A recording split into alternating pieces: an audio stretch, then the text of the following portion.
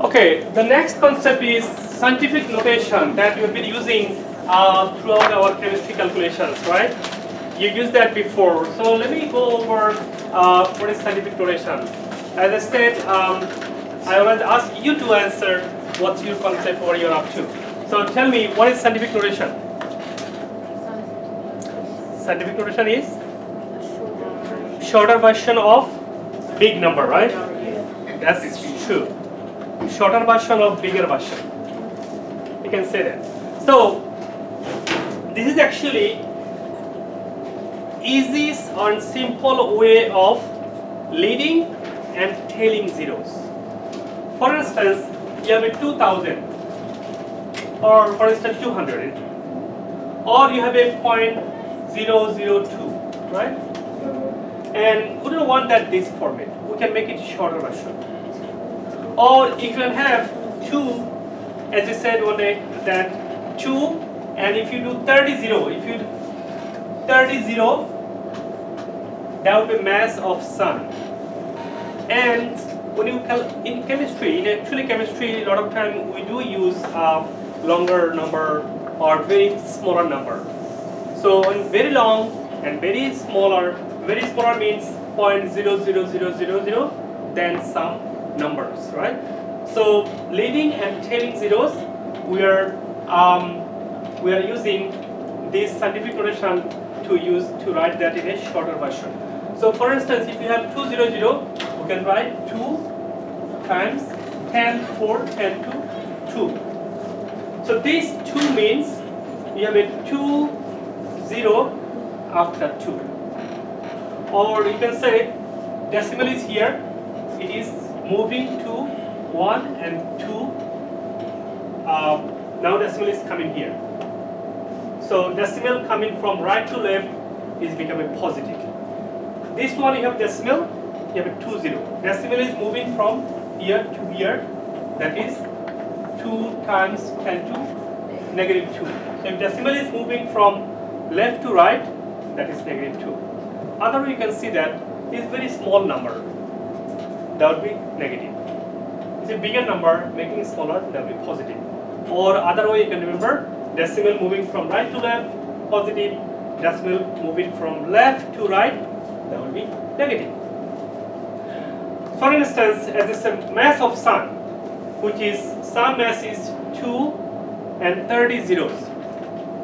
You do not write that crazy number, do you? Make it shorter. Even if you want to read it out, 20 billion, billion, and billion.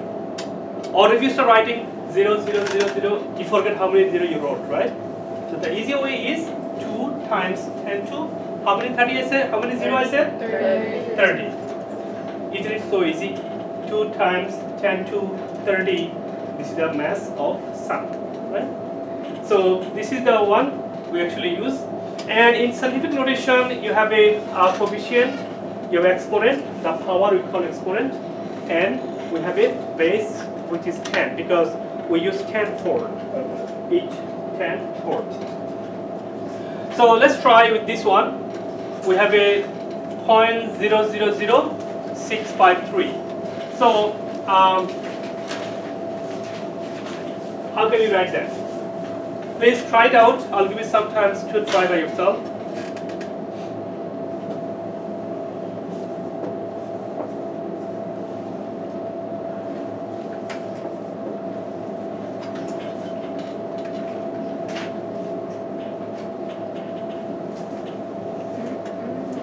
So we like to put decimal always after one number.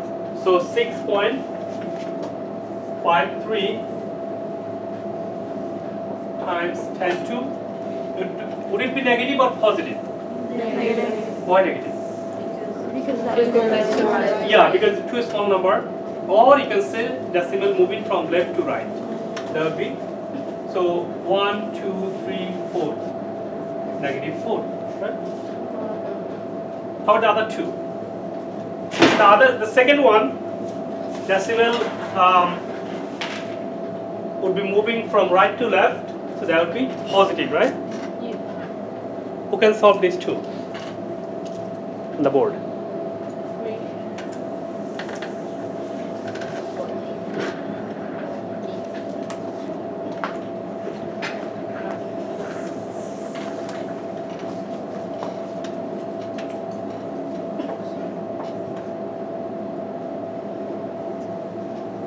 30, yes.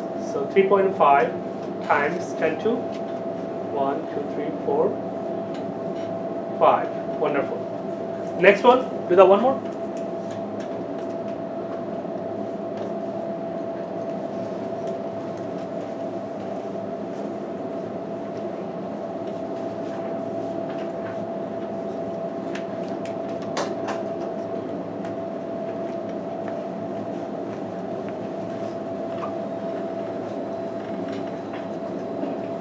Wonderful. So that's how you could do that, okay? Any question? You can do that? Okay, wonderful. She did right. What is the difference between 2.7 and 2.700? What is the difference between two? Only sig figure, exactly. Because you have a 2 sig figure. If question asks that convert the value or write the answer in 4 significant figure, then you're going to be keeping 2 more zeros to maintain 4 sig figure. But if answer says 2 sig figure or doesn't say anything, you can do like that, depending on what you need to show. How about that? How about you having coefficient? So how about you have a coefficient with a scientific notation, right? And can you write it the actual value?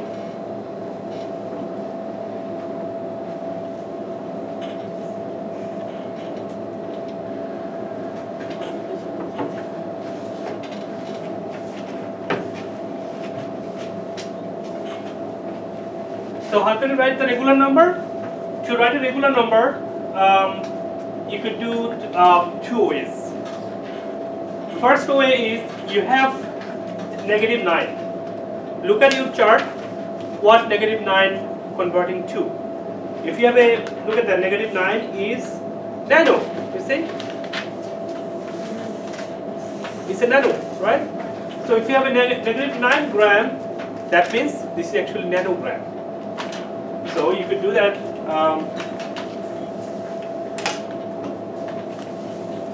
So you could write 0.00000000. Look, I will forgetting to write 8 zeros.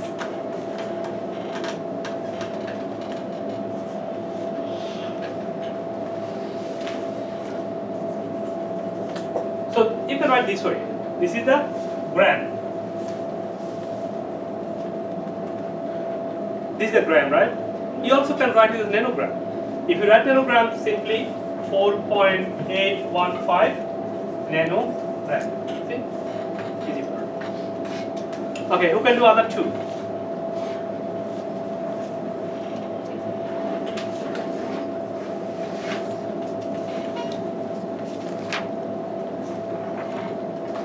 Who can try other two? Anybody? You don't have to do both. Write either one. For instance,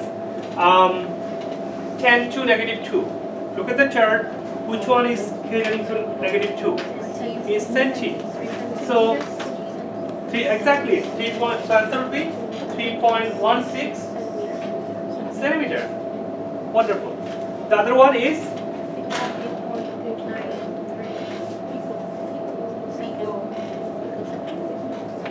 picometer, right? So simple is it, right?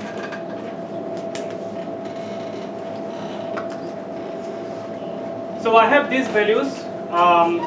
This is converting factor. You can kilometer to meter, centimeter to meter. So these 4 you practice it and show me in the next class. I will be walking around the whole class. I will be seeing that you are able to finish it. Okay? Yes. I will post it for you because everybody in my roster should be able to post it for you. Go to the syllabus. I have a link for you. The link you follow for Eagle Online. Eagle Online, I can post and then you can download the file. You can use it. I'll post it. So I have the answers for you. You just need to know how to solve it. Any question? Yes.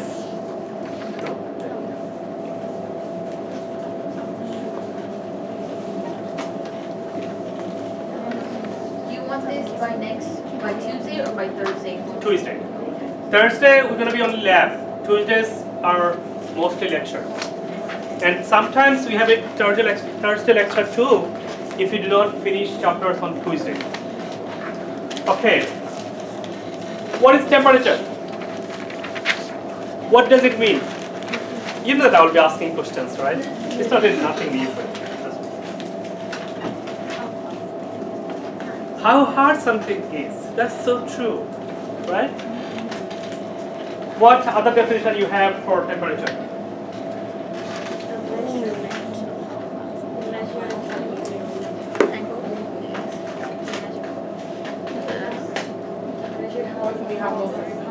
How cold something. So how cold, how hot, we have that sensation, right? But in chemistry, we'll be learning in molecular level. How the molecular level is working with something hot or cold. So something hot means it have a heat energy. And in temperature is how much heat energy you have in a system or matter. That is called temperature. Or another definition, you can say that how much average kinetic energy you have in a system. That also called temperature. For instance, remember we talked about the first lecture that the atoms in the gas have a lot of atoms, right? Nitrogen, oxygen, they are always running and floating and freely, running around, moving and bouncing and then colliding to each other, right? So how quickly they are moving, how speedy their motion is, that also depending on the temperature. If temperature is high, they are colliding and they are moving faster than something is cold. So hot means they are colliding and moving faster. So in temperature, scientists have discovered many different scales. So we use this natural phenomena with a man-made scales. How many scales you know? We have been bombarded with Fahrenheit only, sometimes Celsius. Yes, 2. But we know there is one more, third one. That is called Kelvin. Yes. So 3 scale we'll be learning, and we'll be seeing how their measurement goes, and we'll be learning how to convert one scale to others among these 3 scales. So first scale is Fahrenheit that you use in United States, and other than this country, people use centigrade mostly. So we are the only one mostly use Fahrenheit. I used to thought Canada use, North America, Canada use Fahrenheit, so they don't. They use Celsius. You know that, right? How about Mexico? A lot of figures from Celsius? Yeah, very good, you know that. So let's see how their measurement goes. Look at that, the freezing point. If the freezing point temperature for Fahrenheit is 32 degrees Fahrenheit. But the same feeling, same sensation is in the Celsius is 0. That means Celsius 0 degree is freezing, but Fahrenheit is 32. And in Kelvin, which is 273 Kelvin, as a freezing. Think about it. In 273, something is freezing. That sounds weird, right? And otherwise, if we boil something, in Fahrenheit we call is 212 degree Fahrenheit is boiling. But in Celsius, this is 100. Yes? What specific countries or country uses Kelvin? Do you have an idea? I do not have idea actually. I don't think anybody uses it. But there is a reason behind it, why use Kelvin. The reason is Kelvin is the one which we can calculate absolute 0 temperature, which is real 0. If you freeze, so in Kelvin, this is 0 means this is really absolute 0. And what is absolute 0?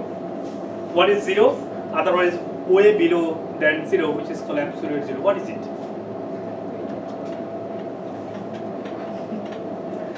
The thing is, like for instance, we said the atoms and particles always colliding to each other, moving, so the absolute zero means they really stop the moving. Everything in this world is going to be frozen in absolute zero, which is not possible in this world. In this world, even though you put in minus 80, remember, in the laboratory you have a minus 80 degree temperature, someone have, minus 4, minus 0 degree, but someone have a minus 80 degrees, temperature. That is still not absolute zero. It's still something going on. Molecule is still reacting and some level of small level of reaction, because if you think that in the fridge, you're putting something in the fridge, it is good. It's frozen, right? Frozen doesn't mean that it didn't change. It through time, it deteriorating, it doing some reaction, but very slowly. As more colder it is, less movement it is, less reaction it is. But when if you can put absolute zero, it is really frozen. It cannot be, it cannot imagine any sort of chemical reaction going on there. But there is no temperature like in this world. And scientists was trying to discover something previously, and maybe some people are still trying to see how molecule go, or is it, how they do with absolute zero. But there is nobody was able to figure out where it can make it absolute zero. Nowhere. So so then we'll be learning how to convert from centigrade, Fahrenheit to Kelvin. So there is many ways you can convert. First one is, as I said, degree centigrade, degree Fahrenheit, and Kelvin, right? 3 ways. The first one is degree centigrade to Kelvin, and or Kelvin to degree centigrade, and Fahrenheit. They're learning to Fahrenheit, degree Fahrenheit to degree centigrade to degree Fahrenheit. These two things you need to know basically. First one is Kelvin to centigrade. How do you do that? Or centigrade to Kelvin. So centigrade to Kelvin is so Kelvin equal to degree centigrade plus 273. This is the formula. And if you have a Kelvin converting to centigrade, that will be centigrade equal to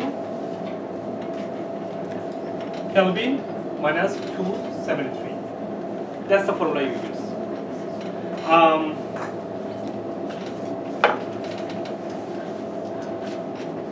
For instance, you have 70 degrees centigrade. You're trying to convert to Kelvin.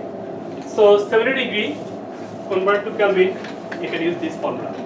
So Kelvin equal to 70 degree, which is centigrade, plus 273. See?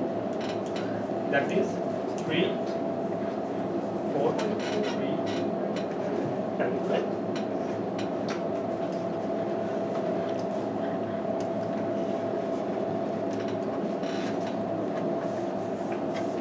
Okay, how about Kelvin to centigrade?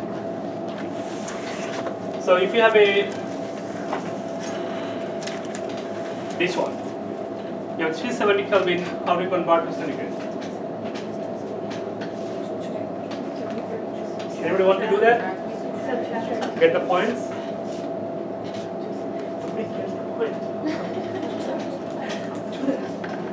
I want it for international. Yeah. Thank you.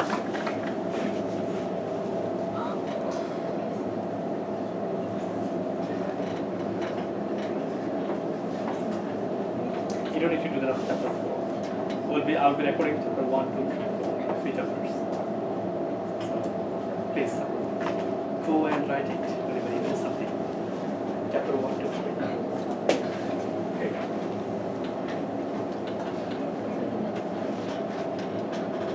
From chapter 4 I have already answered.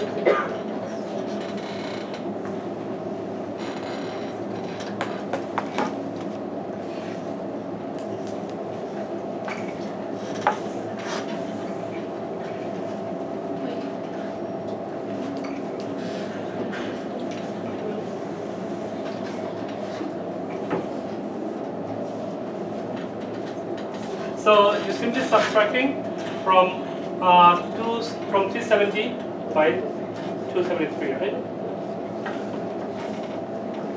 So that means what you got? You got Kelvin minus 273, which is 97, right? Degree centigrade, right? Should be easy one. How about this one? If you have a Celsius, how can you convert to Fahrenheit? This little bit harder than earlier one. You have 9/5 plus 32. So you can do that 9/5 degrees Celsius, or you can do 1.8 C plus 32.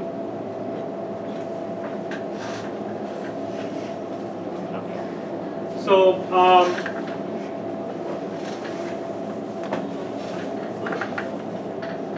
Celsius to Fahrenheit, which is 1.8 C plus 32. So Fahrenheit equal to 1.8 C plus 32, right? Okay. And solve this one. You have a Celsius 50 degree. How can you convert to Fahrenheit?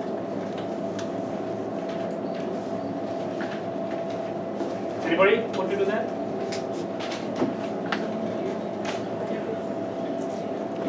This table, this side is winner today.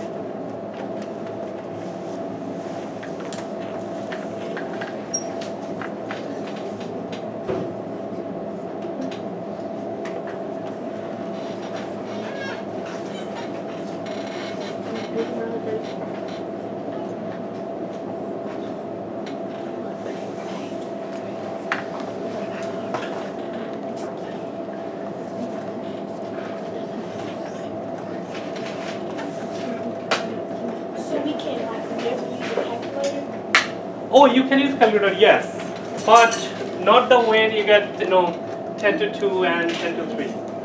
When you have exponent, don't use calculator. That's going to be, but you need to learn that how to use exponent for the final answer.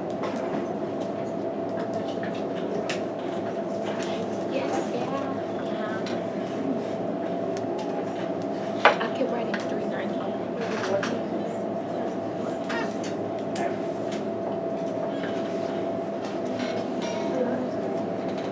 Okay, so Fahrenheit 122 Fahrenheit.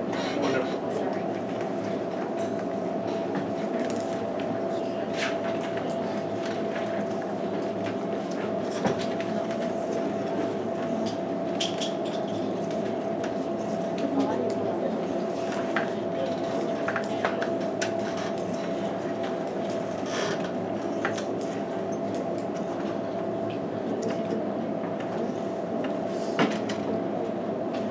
So how can you convert from, we learned that Celsius to Kelvin and centigrade and Fahrenheit, right? How can you convert from Kelvin to Fahrenheit or Fahrenheit to Kelvin? Yes? First convert it to Celsius. Convert to Celsius first, then you can go to another one. So if you need to go from Fahrenheit to Kelvin, you have to go to Celsius, then go to Kelvin, right? That's what you need to do.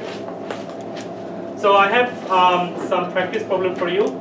Celsius to Kelvin, and this one you have a Celsius to Kelvin, Kelvin to Celsius. You do that, okay? Everybody together solve this one. I want everybody solve this one by yourself, not in a group, okay? Look at the problem.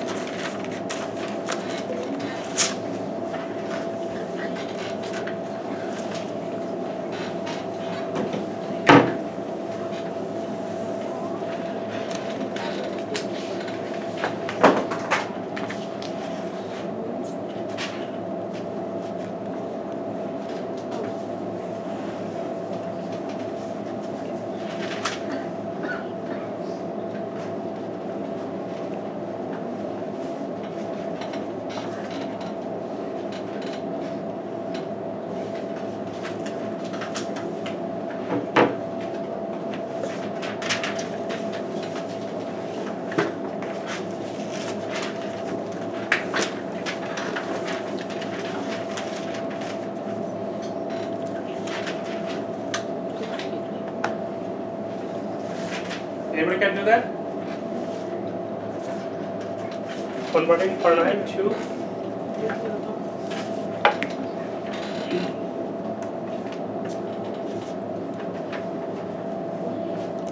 -30, then you converting to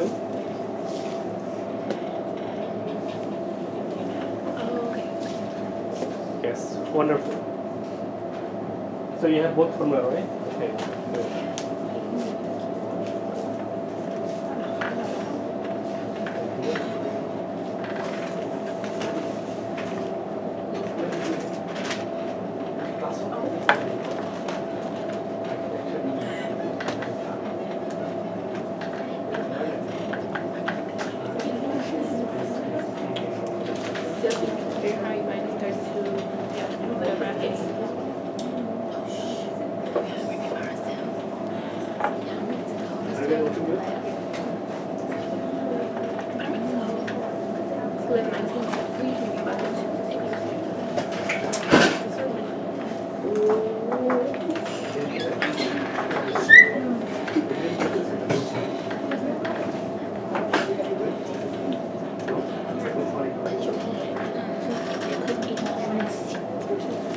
Good.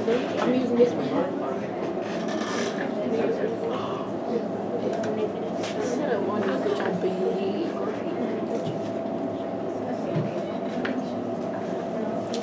So in Fahrenheit to Celsius, how do you do that? So degree Fahrenheit you subtract by 32 first, then multiply by 5/9. So that is given -30 minus 32, and then multiply by 5/9. So the question is, how many sig figure are you expecting? 2. Why 2? Because value is 30 point. Right? So that means 34.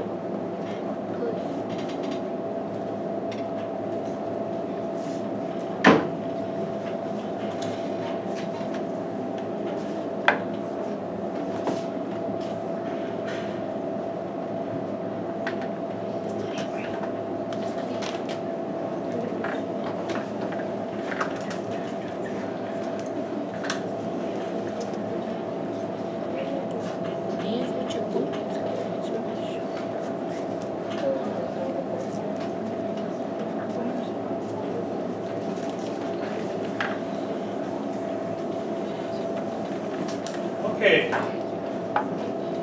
Now we can move on to the next topic. Next concept is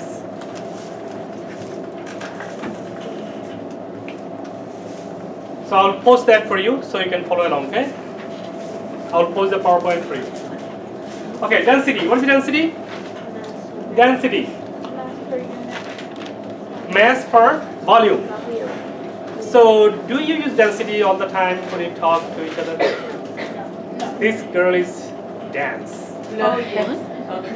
That means she is very introvert. That means she is very smart. See, we do that sometimes when you know common languages. But actual is similar to what we mean. So density means something is dense. This is dense. This is lighter, right? What does it mean? It has more substance in unit volume. It has less substance in unit volume, right? If you have a piece of big iron, or if you have a piece of big flock or feather, feather.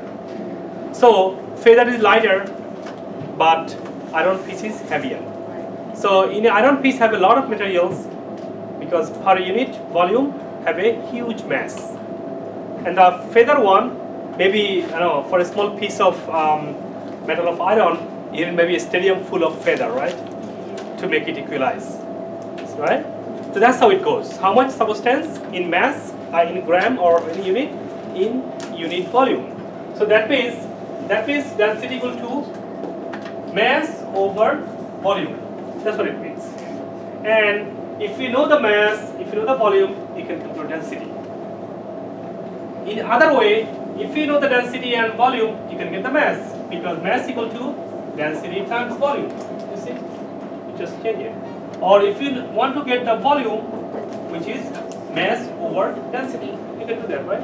You can play as needed, based on what you need, what you have given. So let's solve a problem. You have a gram of sample, you have a volume. What are you going to do? You put the value of mass in here. Yes. So mass is 28.1 and volume is given 23.7.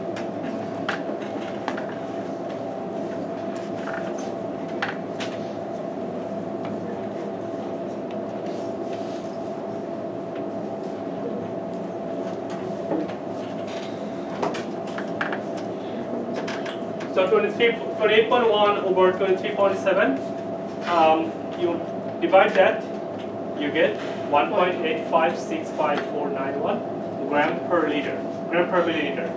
So calculating density, you have a two value, one have 3 sig figure, other one have also 3 sig figure. So answer will be keeping as a 3 sig figure up to here, right? 8 will be retained as a 8 will be retained as a 8 or more. It's going to be 9 because the one is cutting off that has more than 5 or more. There will be 1.19 gram per milliliter. Right? Yes.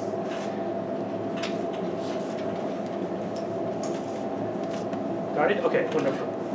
How about if we have a volume and you need to convert it to the different unit. So 1 milliliter equal to 1 milliliter equal to 1 centimeter cube. If you need to convert units. So what do?